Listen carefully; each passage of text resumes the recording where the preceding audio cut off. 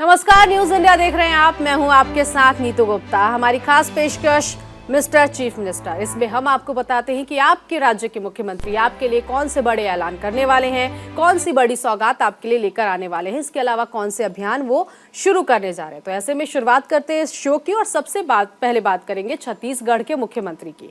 छत्तीसगढ़ के मुख्यमंत्री भूपेश बघेल गौरा गौरी की पूजन के लिए दुर्ग जिले के पाटन पहुंचे, जहां पर सीएम भूपेश बघेल ने लोगों को दीपावली की शुभकामनाएं दी और कहा कि दीप पर्व आप लोगों के जीवन को इसी तरह से जगमग करती रहे।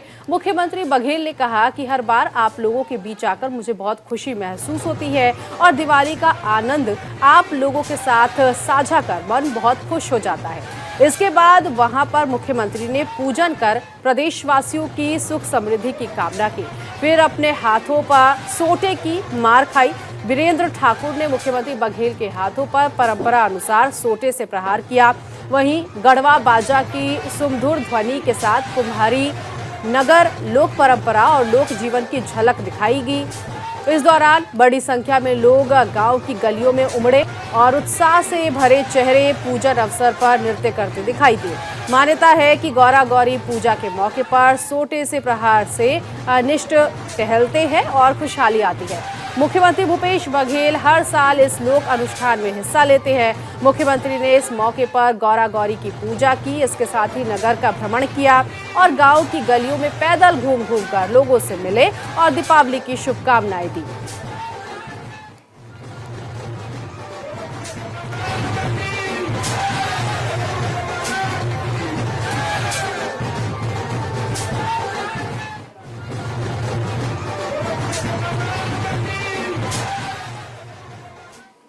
पूरा छत्तीसगढ़ अब धीरे धीरे पूरा देश के सुख समृद्धि पर मैं भगवान से रोजन करे हूँ कि वे निरंतर प्रगति को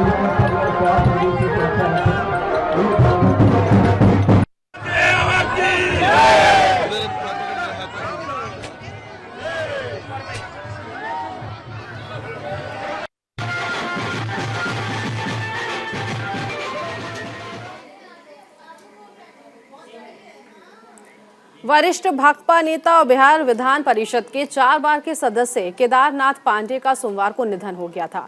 उनके निधन पर मुख्यमंत्री नीतीश कुमार ने शोक जताया।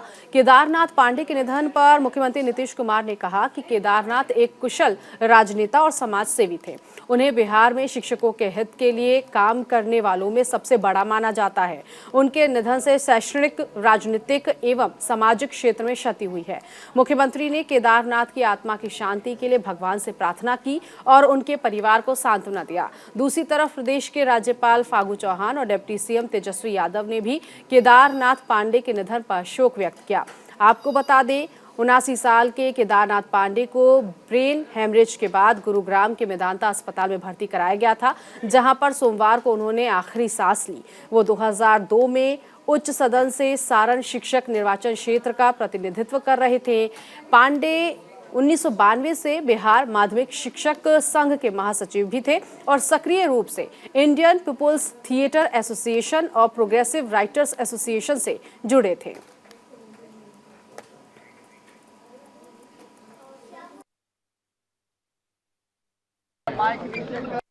माननीय केदारनाथ पांडे जी के निधन से हमें बहुत दुखद है। उनकी इनसे बहुत पुराना संबंध है और जिस प्रकार से ये समाज की सेवा करते थे और जिस तरह से ये आप जानते ही हैं कम्युनिस्ट पार्टी ऑफ इंडिया के भी नेता रहे हैं और किस तरह से हाउस के अंदर ही सारी बातों को रखते थे और कितना बढ़िया ढंग से सब एक एक बात को और पूरे बिहार के बारे में अगर कोई बात होती थी बहुत अच्छे ढंग से सारी बातों को रखते थे और उनसे हमारा शुरू तौर पर उनके प्रति एक सम्मान का भाव था। उनका हम सब दिन इज्जत करते रहे हैं और देखिए उनकी तबीयत खराब हो गई। पहले भी एक बार तबीयत खराब हो गई थी, सबका जानकारी लेकर के ठीक हो गए थे। इस बार फिर वहाँ गए इलाज के लिए, तबीयत खराब हुई। उनके लड़के से हमारी बराबर बात होती रहती थी और सारे लोगों को उस काम के लिए हम लोगों ने पूरे तौर पर लगाए हुए थे अब अचानक पहले ठीक हो गई थी, उनकी स्थिति ठीक हो रही थी, तो अच्छा लग रहा था कि चलिए अब ठीक हो जाएंगे, लेकिन लास्ट में अचानक उनकी स्थिति हो गई खराब और उनका निधन हो गया। बहुत देख करके, ये जान करके बहुत दुख हुआ है हम लोगों के लिए। और समझ लीजिए कि इनका जो काम है इसको सब दिन लोग याद रखेंगे और हम सब लोग इस बात को मानकर चलते हैं कि उन्होंने जो कुछ भी काम किया है इन सब चीज़ों को ठीक ढंग से, और हम तो चाहेंगे भी और यहाँ सभापति महोदय से भी कहेंगे कि भाई उन्होंने जितनी बातें कही है और जितना सब कुछ व्यक्त किया है उन सब चीज़ों का एक अलग जरूर पब्लिश कर दीजिएगा। एक उनके स्मृति में जरूर उनका सम्मान होना चाहिए और जितना बात भी उन्होंने हाउस में काम किया विधान परिषद में, उन सब चीज़ों का एक कॉपी बना करके जरूर उसको विकसित करना चाहिए। जैसे बहुत महत्वपूर्ण लोगों का विकसित किया गया है, तो उसी तरह से इनका भी विकसित होना चाहिए। बहुत महत्वपूर्ण व्यक्ति। हिमाचल प्रदेश में चुनावी शंखनाद हो चुका है। सत्ताधारी पार्टी बीजेपी समेत तमाम पार्टियां हिमाचल प्रदेश में रैली कर रही हैं। इसी कड़ी में ऊना के हरोली विधानसभा से बीजेपी प्रत्याशी प्रोफेसर राम कुमार ने नामांकन दाखिल किया और अपने सैकड़ों समर्थकों के साथ शक्ति प्रदर्शन किया। उनके कार्यक्रम में सीएम जयराम ठाकुर भी शामिल हुए। इसके बाद राम कुमार ने निर्वाचन अधिकारी के कार्यालय में अपना नॉमिनेशन फाइल किया। दूसरी तरफ सीएम जयराम ठाकुर ने बीजेपी प्रत्याशी के पक्ष में जनसभा को संबोधित किया और कहा, हरोली में बल्क ड्रग पार्क बड़ा मुद्दा है, इसके अलावा कोई और मुद्दा नहीं होना चाहिए। पीएम और सरकार ने हरोली को बड़ी सौगात दी है, जिसका हमें एहसान चुकता करना है। जयराम ठाकुर ने तंज कसते हुए कहा कि कांग्रेस के नेता कहते थे कि सपने की बातें हो रही हैं, लेकिन हमने सपने को साकार करके दिखाया। बल्क ड्रग प्रोजेक्ट को रोकने के प्रयास हुए, लेकिन सारी बाधाएं एक एक करके दूर होती गई। फिर बल्क ड्रग पार्क को धरातल पर उतारने का मार्ग प्रशस्त किया गया।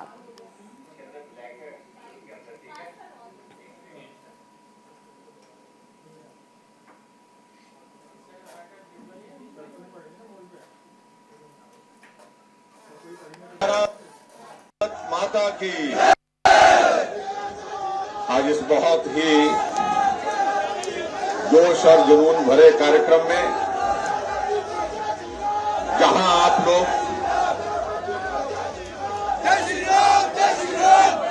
अपने प्रिय नेता राम कुमार जी को आशीर्वाद देने के लिए यहां पहुंचे हैं,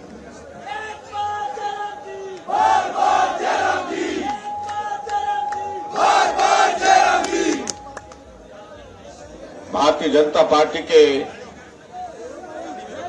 हरोली विधानसभा क्षेत्र के लिए पार्टी के प्रदेश और केंद्रीय नेतृत्व द्वारा घोषित उम्मीदवार मेरे छोटे भाई प्रोफेसर राम कुमार जी, मंडल के अध्यक्ष गोल्डी जी, पार्टी के अन्य सभी पदाधिकारी, उपस्थित सभी भाइयों बहनों, नौजवान साथी और पत्रकार मित्रों,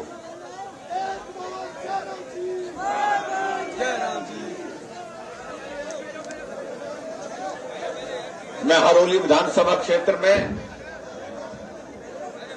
जिस जोश और जुनून के साथ आप आज के इस कार्यक्रम में यहां पर पधारे हैं, आप सबको बधाई भी देता हूं, आप सबका अभिनंदन करता हूं, आप सबको शुभकामनाएं देता हूं।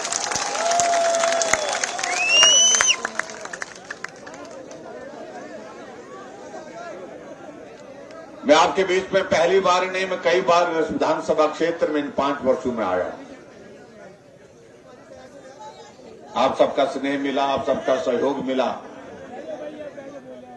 और मैं ये भी कहना चाहूंगा कि जो मुझसे बन पाया आपके इस विधानसभा क्षेत्र के लिए, मैंने कहा था कि कमी नहीं आने दूंगा, और आज मैं इस बात को दावे के साथ कह सकता हूं कि हमने इन 5 वर्ष के कार्यकाल में कमी नहीं आने दी।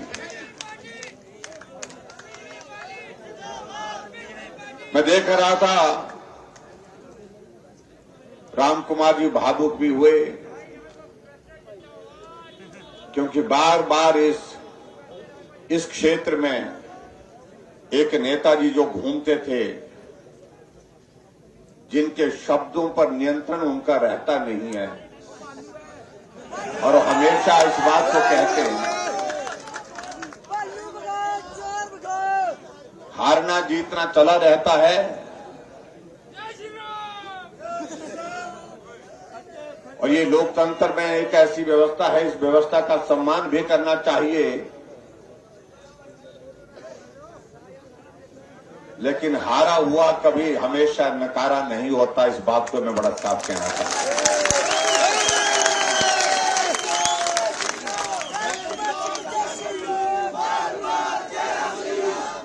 मैंने इस बात को देखा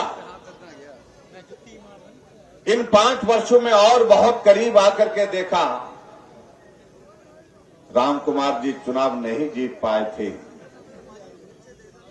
लेकिन इनके मन में एक भाव था, मैं चुनाव जीतूं चाहे ना जीतूं, मेरा हरोली आगे बढ़ना चाहिए, मेरा हरोली का विकास होना चाहिए। एक बात को लेकर के हमेशा था।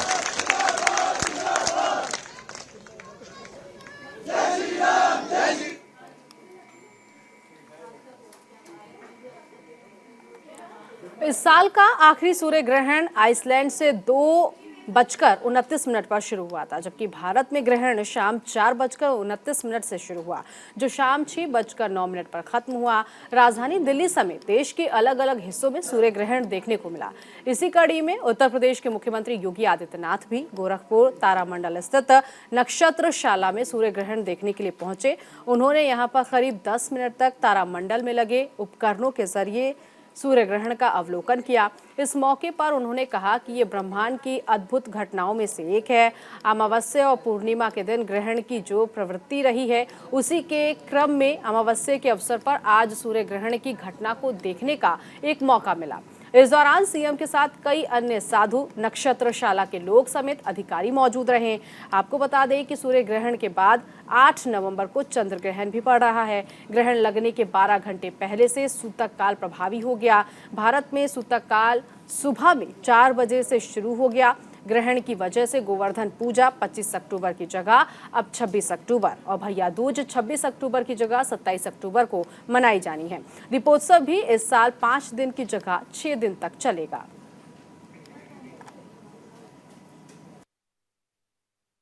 देखिए, यह ब्रह्मांड की अद्भुत घटनाओं में से एक है।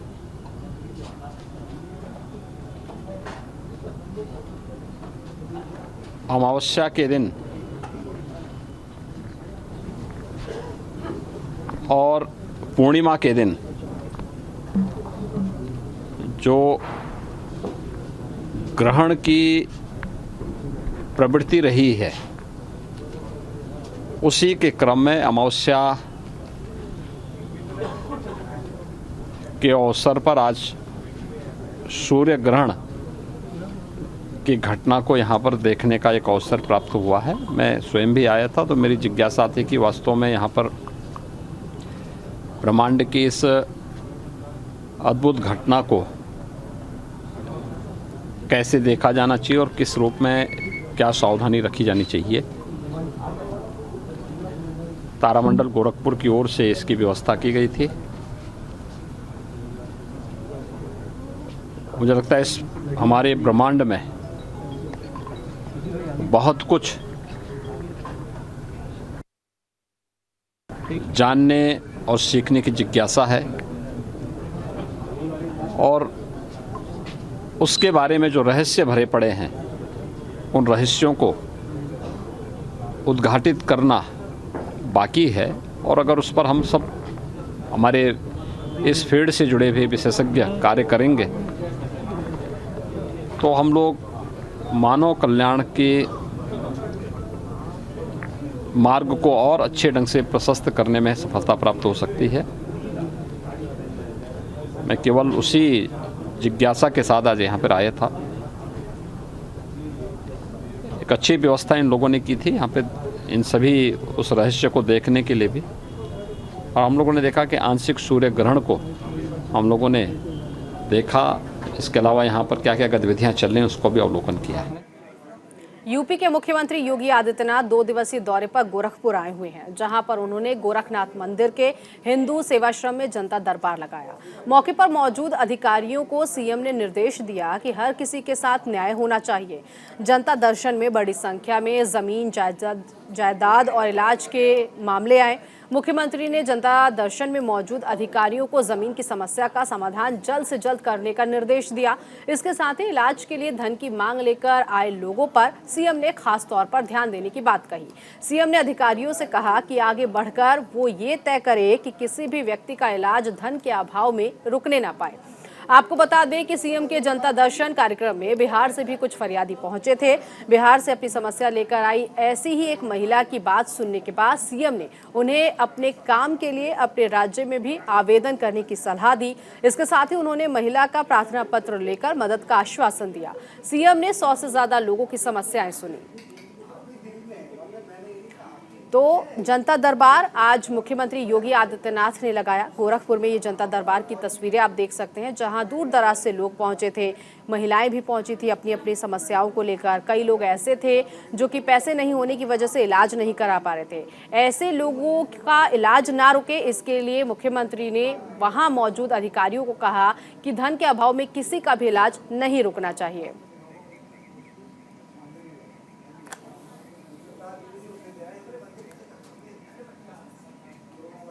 दीपोत्सव पर देहरादून में उत्तराखंड के मुख्यमंत्री पुष्कर सिंह धामी बीजेपी प्रदेश कार्यालय पहुंचे, जहां सीएम ने पूजा अर्चना कर प्रदेश की खुशहाली के लिए कामना की। इस मौके पर प्रदेश अध्यक्ष महेंद्र भट्ट, कैबिनेट मंत्री धन सिंह रावत, पूर्व मुख्यमंत्री रमेश पोखरियाल निशंक समेत कई बीजेपी के कार्यकर्ता मौजूद रहे। इस दौरान सीएम धामी ने प्रदेशवासियों को दिवाली की शुभकामनाएं दी। सीएम धामी ने कहा, दिवाली के इस पावन अवसर पर हर क्षेत्र में उजाला पहुंचे, इसके लिए वो कामना करते हैं। बीजेपी प्रदेश अध्यक्ष महेंद्र भट्ट और मुख्यमंत्री रमेश पोखरियाल निशंक ने भी प्रदेशवासियों को दीपोत्सव की बधाई दी।